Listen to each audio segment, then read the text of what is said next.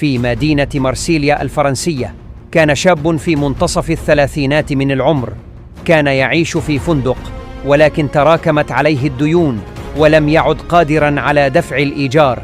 عندها قرر مدير الفندق أن يطرده، وأجبر الشاب على مغادرة الغرفة التي اعتاد عليها. شعر الشاب بالإهانة والغضب، خرج وهو يحمل في قلبه ناراً من الحقد والخيبة.